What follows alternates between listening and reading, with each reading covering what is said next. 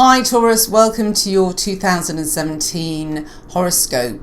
Well, this year you're going to have to be a bit patient, but hey, you're Taurus, so you can defer gratification like no one else. The first half of the year has you head down, working hard, trying not to get distracted. There are some stimulating eclipses in 2017 that rock the foundations of your chart. They will help reboot your career path if you've strayed off course.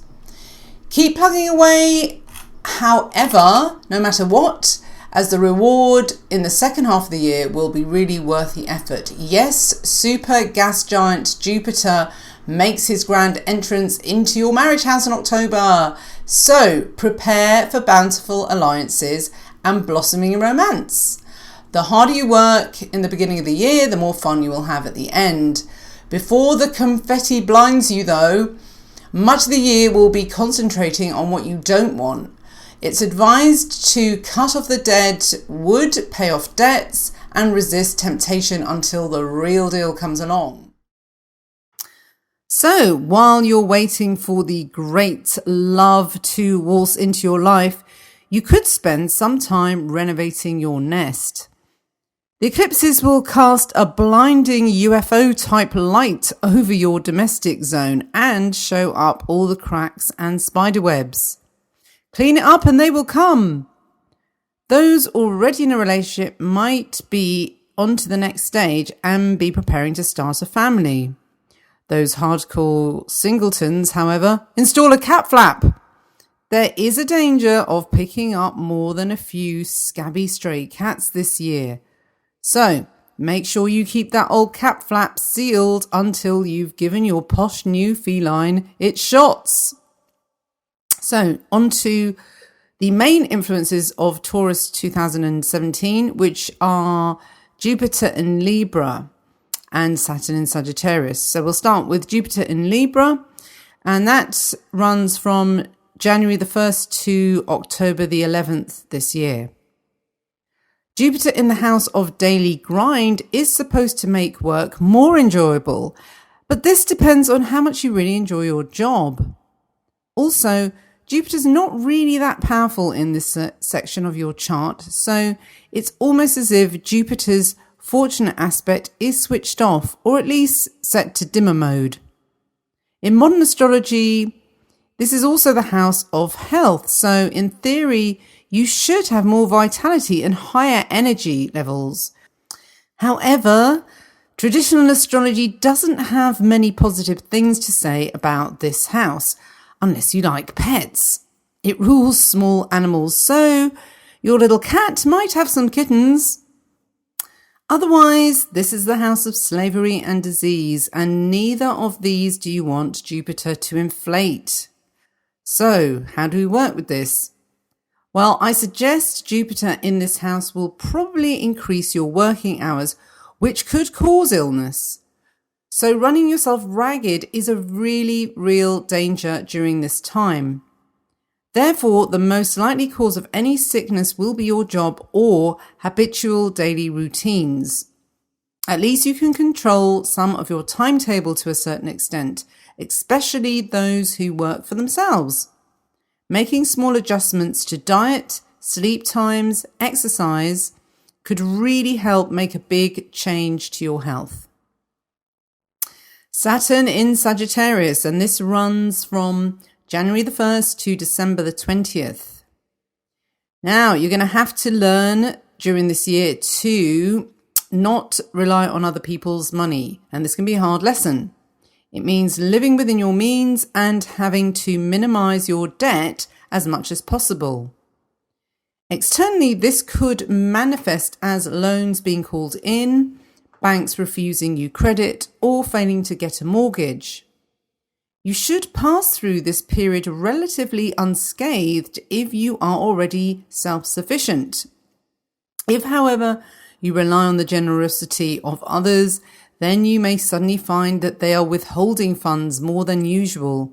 Yep, this is the proverbial credit crunch transit. These days, women tend not to live solely on the husband's income, But it is still possible that the spouse's income might well take a tumble during this transit. If you're lucky enough to be a kept man or woman, you may find that you are rudely forced to share the financial burden or face severe lifestyle downgrading. This might be a period where you get a job for the first time. Conversely, you might equally leave work to have children, which then makes you more reliant on your spouse's income. This action, in turn, forces them to be more responsible and hard-working. This is also a period where you might have to face death in some form. Don't be alarmed. Saturn in the 8th house does not mean that you will die, but the death of someone around you could force you to confront feelings about your own mortality. What is your legacy and what will you leave to your children? Most of the time, this death is of someone who you weren't particularly close to, perhaps a neighbour who you just said hello to while passing, or someone in the public eye that you resonated with. This distant death might touch you profoundly, but it is less about grieving their loss and more about this person being a symbol of the passing of time. There is the recognition that part of your daily landscape is now missing and has moved on. This void in your psyche can cause some crisis. Other possibilities at this time is a revelation that some truth is not what you thought. A skeleton comes out of the closet and taboos are broken. Many realities are questioned. There can be a mini life review and a feeling of detoxing the soul. Sometimes this period can feel quite dark, but it is best to think of it as wintertime. The stark snow forms a blank canvas where anything is possible. The long looming shadows of the long winter sun must be faced one way or another. Those who relish studying psychology and the occult will have a ball. So here's a taster now for your January to March forecast. Lilith in Scorpio will take place between January the 1st to February the 11th. So it will be in your Scorpio house.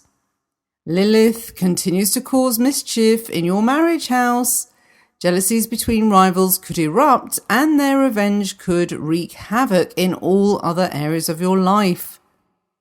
The dark Cupid temptation is possible, but it's just not worth it. Lilith, the mistress, could also come from outside and interfere in your relationship. If you are single, of course, there is equally the danger you're becoming the other man or woman and obsessing over a married person. Stalking someone unobtainable is also a real possibility. After February the 12th, Lilith transits through the idle place, and that will make you face death in one way or another. This zone is also associated with inheritance and other people's money. During this period, then, there literally could be the death of an important matriarch in the family. It is also a rite of passage and a loss of virginity in some way.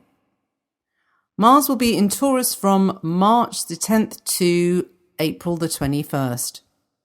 This might be a period where you are quite insensitive to other people since your major focus is on your own needs. This is fine if you've been bowing down too much to other people's demands.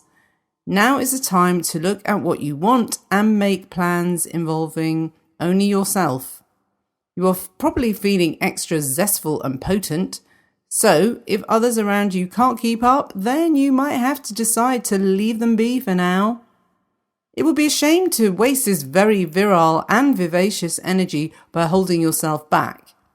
This vroom period won't last for long, so enjoy it while it lasts and you can rejoin the others later. The lunar eclipse falls in Leo on February the 11th. So this means your career circumstances have a great effect on your place of residence for the next 3 months. There could be some unexpected development at work that causes you to move home or just spend more time in it than you usually do.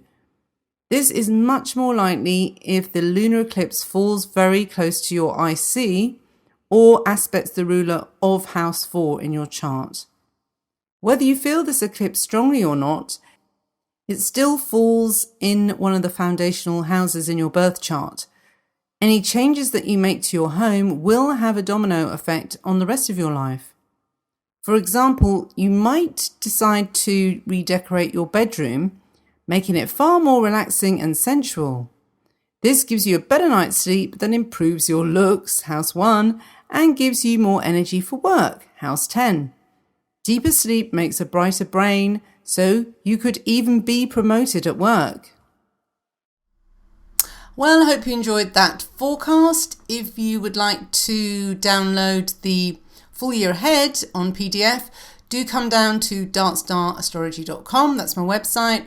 And there's also free monthly horoscopes, the full moon and the new moon every month as well. All the best then. Bye-bye.